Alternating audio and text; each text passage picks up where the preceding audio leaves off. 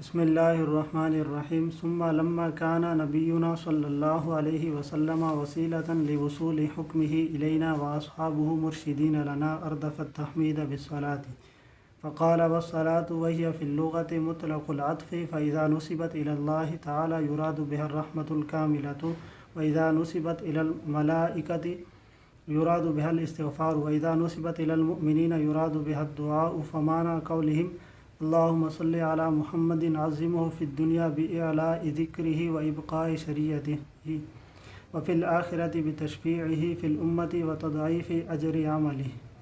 بسم اللہ الرحمن الرحیم.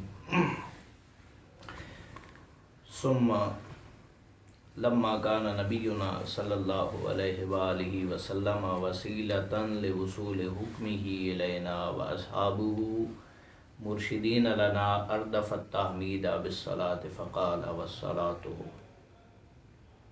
یہ عبارت اس سے جو ماقبل متن ہے اس کی مابعد متن کے ساتھ جو ربط ہے اس عبارت کے ساتھ جو ماقبل متن گزرا ہے اور جو آنے والا متن ہے ان دونوں میں جو آپس میں ربط ہے اس ربط کو بیان کرنا چاہتے ہیں اور ایک اعتراض ہے اس اعتراض کا جواب دینا چاہتے ہیں. اعتراض یہ ہے کہ جب خطبے میں اللہ جل مجد الکریم کی حمد و ثنا ہو گئی، علم مناظرہ کے بارے میں جب کتاب ہے تو علم مناظرہ کی ابحاث ذکر کی جاتی، یہ تم نے صلاۃ و سلام کو کیوں ذکر کیا؟ یہ اعتراض ہوتا تھا. ٹھیک ہے کہ حمد و ثنا کر لی تم لوگوں نے، لیکن یہ تم نے صلاۃ و سلام کو کیوں ذکر کیا؟ تو اس کا انہوں نے جواب دیا ولما کان نبینا صلی اللہ علیہ وآلہ وسلم وسیلۃ لوصول حکمہ الینا. یہ اس اعتراض کا جواب ہے. جواب سے پہلے ایک بات ذرا سمجھیں تمہیداً. قاعدہ یہ ہے کہ شکر المنعم واجب عقلاً. منعم کا جو شکر ہے وہ عقلی طور پر واجب ہے. اب کوئی بھی عالم جب کتاب لکھتا ہے تو کتاب لکھنا بھی ایک نعمت ہے اور علم بھی ایک نعمت ہے اور باقی نعمتیں بھی نعمت ہے. تو نعمتیں ہمیں ملی ہیں اللہ جل مجدہ الکریم کی طرف سے، لیکن ڈائریکٹ نہیں ملی. حضور نبی کریم علیہ الصلاۃ والتسلیم کے واسطے اور وسیلے کے ساتھ ملی ہیں. حضور نبی کریم علیہ الصلاۃ والتسلیم نے ارشاد فرمایا انما انا قاسم واللہ یعطی. میں ہی بانٹنے والا ہوں اور اللہ دینے والا ہے. تو حذف متعلق دلیل عموم ہوتا ہے. اس کا مطلب کیا ہوا؟ حضور نبی کریم علیہ الصلاۃ والتسلیم نے ارشاد فرمایا کہ جو چیز اللہ دیتا ہے وہ چیز میں بانٹنے والا ہوں. تو ہر نعمت حضور نبی کریم علیہ الصلاۃ والتسلیم کے واسطے اور وسیلہ سے ملتی ہے. تو علم بھی ایک نعمت ہے، تو علم بھی حضور نبی کریم علیہ الصلاۃ والتسلیم کے وسیلے کے ساتھ ملا. اسی طریقے سے تصنیف کرنا یہ بھی ایک نعمت ہے، تو یہ بھی یہ نعمت مصنف کو ملی ہے تو حضور نبی کریم علیہ الصلاۃ والتسلیم کے وسیلے کے ساتھ ملی ہے. یہاں پر بعض لوگ ایک اعتراض کرتے ہیں، اس اعتراض کو ذرا سمجھ لیں. اصل میں یہ روایت ہے بخاری شریف کے اندر بھی ہے اور مسلم شریف کے اندر بھی ہے. حضرت سیدنا امیر معاویہ رضی اللہ تعالیٰ عنہ اس کے راوی ہیں، اور امام بخاری رحمہ اللہ نے کتاب العلم کے اندر اس کو ذکر فرمایا. تو بعض حضرات یہاں پر اعتراض یہ کرتے ہیں کہ انما انا قاسم واللہ یعطی کا مطلب ہے کہ میں علم بانٹنے والا ہوں، اللہ علم دینے والا ہے. تو یہ مطلقاً حضور نبی کریم علیہ الصلاۃ والتسلیم کے مختار ہونے پر دلیل نہیں ہے. لہذا یہاں صرف تقسیم علم کی ہو رہی ہے کہ حضور صرف علم دیتے ہیں. سمجھ آئی یا نہیں؟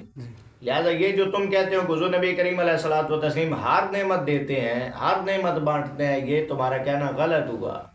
وہ دلیل کیا دیتے ہیں؟ اس پر وہ دلیل یہ دیتے ہیں کہ امام بخاری رحمہ اللہ نے اس حدیث کو کتاب العلم کے اندر ذکر فرمایا. امام بخاری رحمہ اللہ کا اس حدیث کو کتاب العلم کے اندر ذکر کرنا ہی دلالت کرتا ہے کہ یہاں مراد تقسیم سے علم ہے. یہ اعتراض بعض حضرات کرتے ہیں. سمجھ آئی اعتراض کی؟ جواب سمجھو. جواب یہ ہے کہ حضور نبی کریم علیہ الصلوۃ والتسلیم نے تو انما انا قاسم سے علم مراد نہیں لیا کہ میں علم تقسیم کرتا ہوں. حضور نے تو مطلقاً جب ارشاد فرمایا، سمجھ آئے گی کیا نہیں؟ یہ ابواب باندھے، یہ کتابیں بنائیں، یہ فصول باندھی، یہ آگے امام بخاری رحمہ اللہ نے باندھی نا. سمجھ آئی گیا یا نہیں؟ حضور نبی کریم علیہ الصلوۃ والتسلیم نے جب ارشاد فرمایا تھا تو حضور نبی کریم علیہ الصلوۃ والتسلیم نے علم مراد تو نہیں لیا تھا، حضور نے تو مطلقاً ارشاد فرمایا تھا. پہلی بات. دوسری بات یہ ہے اللہ تقدیر تسلیم ہم مان بھی لیں کہ حضور علم بانٹتے ہیں تو دنیا جہان کی جتنی بھی نعمتیں ہیں وہ علم کے مقابلے میں خس و خاشاک کے برابر ہیں. اسی لیے مولا کائنات نے ارشاد فرمایا تھا اینا قسمت الجبار فینا لنا العلم وللجہال مالو. سمجھ آئی گئی کیا نہیں؟ تو دنیا کی جتنی نعمتیں ہیں علم کے مقابلے میں خس و خاشاک کے برابر ہیں. تو جب اتنی بڑی نعمت حضور نبی کریم علیہ الصلوۃ والتسلیم تقسیم فرما سکتے ہیں تو چھوٹی نعمتوں تو بدرجہ اولا تقسیم فرما سکتے ہیں. اور اس پر ہمارے اس عقیدے پر کہ حضور نبی کریم علیہ الصلوۃ والتسلیم ہی ہر نعمت تقسیم فرماتے ہیں، اس پر ہمارے پاس بے شمار دلائل ہیں. اس لیے امام اہل سنت نے بھی ارشاد فرمایا تھا نا، مالک کونین ہیں گو پاس کچھ رکھتے نہیں، دو جہاں کی نعمتیں ہیں ان کے خالی ہاتھ میں. یہ جو حضور نبی کریم علیہ الصلوۃ والتسلیم کی ایک اور حدیث ہے، حضرت سیدنا ربیعہ رضی اللہ تعالیٰ عنہ سے جو مروی ہے، حضور نبی کریم علیہ الصلوۃ والتسلیم نے ان سے ارشاد فرمایا سل مانگ. مسلم شریف کی روایت. حضرت شاہ عبدالحق محدث دہلوی رحمہ اللہ نے سل کی تشریح کرتے ہوئے ارشاد فرمایا کہ حضور نبی کریم علیہ الصلوۃ والتسلیم نے جو یہ ارشاد فرمایا نا سل مطلقاً، یہ نہیں فرمایا یہ مانگ، یہ نہیں فرمایا یہ مانگ، مطلقاً فرمایا سل. تو اس سے کیا معلوم ہوتا ہے؟ فرماتے ہیں از اطلاق کے سوال کے فرمود بے خواہ و تخصیص نہ کرد بے مطلوب خاص معلومی شود کہ کار ہما بدست و ہمت کرامت اوست ہر چخاد ہر کرا خاد بیزن پروردگار خود بے دہد. حضور نبی کریم علیہ الصلوۃ والتسلیم نے یہ جو مطلقاً ارشاد فرمایا نا مانگ اور کسی چیز کی تخصیص نہیں فرمائی، اس سے یہ پتہ لگتا ہے کہ اللہ جل مجدہ الکریم نے تمام کی تمام نعمتیں حضور نبی کریم علیہ الصلوۃ والتسلیم کے دست اقدس کے تحت رکھ دی ہیں، جس کو جو چاہیں جب چاہیں اللہ کے حکم سے عطا فرما سکتے ہیں. تو علم بھی ایک نعمت ہے. تو نعمت ملی مصنف کو، عالم کو، تو حضور نبی کریم علیہ الصلوۃ والتسلیم کے واسطے سے ملی. تو اللہ منعم حقیقی ہوا، حضور منعم مجازی ہوئے.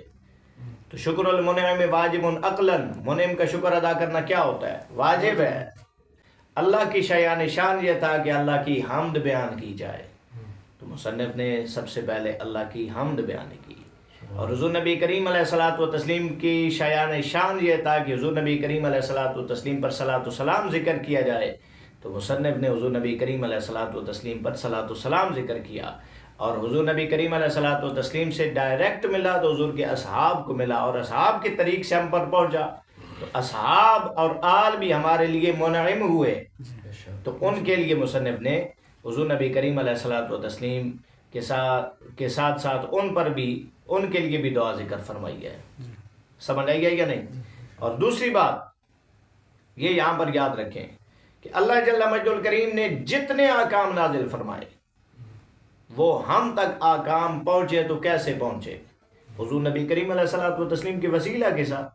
تو حضور وسیلہ ہوئے نا ان احکام کے ہم تک پہنچنے کا، اور حضور نبی کریم علیہ الصلوۃ والتسلیم سے ڈائریکٹ وہ احکام صحابہ کو پہنچے، اور صحابہ کے ذریعے ہم تک پہنچے، تو صحابہ بھی وسیلہ ہوئے. تو اس لیے انہوں نے صحابہ کرام کے لیے دعا ذکر فرمائی، اور فرماتے ہیں والصلاۃ. سمجھ آ گئی ہے یا نہیں؟ ہاں یہ بات. اب والصلاۃ وہی فی اللغت مطلق العطف، یہ ایک سوال مقدر کا جواب ہے. سوال سمجھو ذرا. سوال یہ ہے کہ جب صلات کی نسبت کی جائے اللہ جل مجد الکریم کی طرف تو صلات کا معنی ہوتا ہے رحمت کاملہ، اور جب صلات کی نسبت کی جائے ملائکہ کی طرف تو صلات کا مطلب ہوتا ہے استغفار، اور جب صلات کی نسبت کی جائے مومنین کی طرف تو صلات کا مطلب ہوتا ہے دعا. ٹھیک ہے یا نہیں؟ تو ایک لفظ کے متعدد معنی ہیں. رحمت کاملہ بھی اسی صلات کا مطلب ہے، استغفار بھی اسی صلات کا مطلب ہے، اور دعا بھی اسی صلات کا مطلب ہے. ضابطہ یہ ہے کہ جب ایک لفظ کے متعدد معانی ہوں تو اس میں احتمال بنتے ہیں 3. ٹھیک ہے؟ کیسے؟ یا تو اس لفظ کی وضع علیحدہ علیحدہ ان تمام معانی کے لیے کی گئی ہوگی تو یہ مشترک لفظی کہلاتا ہے، یا اس لفظ کی وضع ایک معنی کے لیے کی گئی ہو اور وہ دوسرے معنی میں استعمال ہوتا ہوگا. تو جب لفظ کی وضع ایک معنی کے لیے کی گئی ہو تو وہ دوسرے معنی میں استعمال ہوتا ہو تو پھر دیکھیں گے کہ پہلا معنی بالکل متروک ہو چکا ہے یا بالکل متروک نہیں ہوا. اگر پہلا معنی بالکل متروک ہو گیا ہے تو اسے کہتے ہیں منقول، یہ دوسرا احتمال ہو گیا. اور اگر پہلا معنی متروک نہیں ہوا، ٹھیک ہے یا نہیں، تو اسے کہتے ہیں پہلے کو کہتے ہیں حقیقت اور دوسرے کو کہتے ہیں مجاز. ٹھیک ہے یا نہیں؟ تو اس صلات کے لفظ کے 3 معنی ہیں. رحمت کاملہ بھی اس کے معنی ہے، استغفار بھی اسی کا معنی ہے، اور دعا بھی اسی کا معنی ہے. جب تم کہتے ہو نا ان اللہ و ملائکتہ یصلون علی النبی یا ایھا الذین آمنوا صلوا علیہ وسلموا تسلیما، تو اس میں تینوں معنی تم استعمال کرتے ہو. اللہ کی طرف جب صلات کی نسبت کرتے ہو تو رحمت کاملہ مراد لیتے ہو، ملائکہ کی طرف نسبت کرتے ہو تو استغفار مراد لیتے ہو، مومنین کی طرف نسبت کرتے ہو تو دعا مراد لیتے ہو. تو ایک لفظ کے تم 3 معنی مراد دے رہے ہو تو 2 خرابیوں میں سے ایک خرابی ضرور بے ضرور لازم آئے گی. یا تو لفظ کی وضع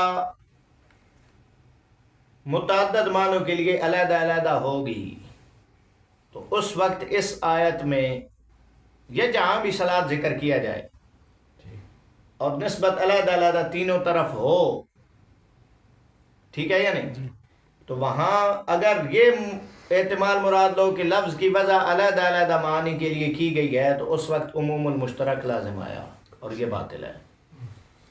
یا پھر یہ ہے کہ ایک معنی حقیقی ہوگا دوسرا معنی مجازی ہوگا تو جمع بین الحقیقت والمجاز لازم آیا، یہ بھی باطل ہے. پھر کیا کرو گے؟ جواب سمجھو. کہتے ہیں آپ کا ایک جواب دیتے ہیں کہ آپ کا قول عموم المشترک والا یا جمع بین الحقیقت والمجاز والا یہ دونوں لازم نہیں آتے. کس طرح؟ اس طرح کہ ہم یہاں پر مشترک معنوی مراد لیتے ہیں. اور مشترک معنوی کیا ہوتا ہے؟ مشترک معنوی یہ ہوتا ہے کہ لفظ کی وضع ایک مفہوم کلی کے لیے کر دو اور باقی جتنے معانی ہیں وہ اس مفہوم کلی کے افراد بنا دو. اس طریقے سے کوئی چیز بھی لازم نہیں آئے گی، نہ عموم المشترک لازم آئے گا نہ جمع بین الحقیقت والمجاز لازم آئے گی. تو ہم یہاں بھی یہی کرتے ہیں، مطلق عطف کو صلات کا معنی ہم کرتے ہیں مطلق عطف، مطلق مہربانی. تو رحمت کاملہ بھی اس کا ایک فرد ہے، استغفار بھی اس کا ایک فرد ہے، اور دعا بھی اس کے ایک فرد ہے. تو جب صلات کی نسبت اللہ کی طرف ہوگی تو رحمت کاملہ مراد ہوگی، فرشتوں کی طرف ہوگی تو استغفار مراد ہوگا، اور مومنین کی طرف ہوگی تو دعا مراد ہوگی. اور یہ تینوں معنی مطلق عطف ایک اس معنی کلی کے فرد بن جائیں گے. لہذا نہ عموم المشترک لازم آیا اور نہ جمع بین الحقیقت والمجاز لازم آئی. سمجھ آئی ہے یا نہیں آئی؟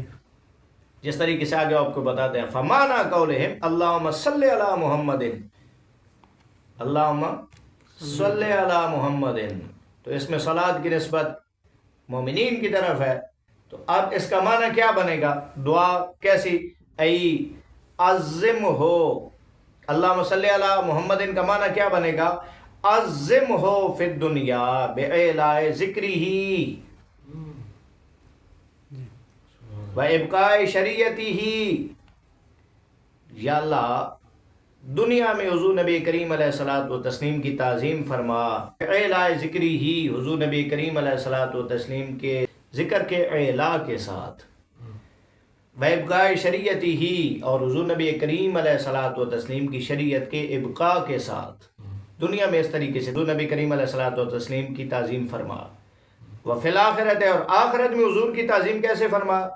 بتشفیعہ فی الامت، امت کے حق میں ان کی شفاعت قبول فرما کر حضور نبی کریم علیہ الصلوۃ والتسلیم کی تعظیم فرما.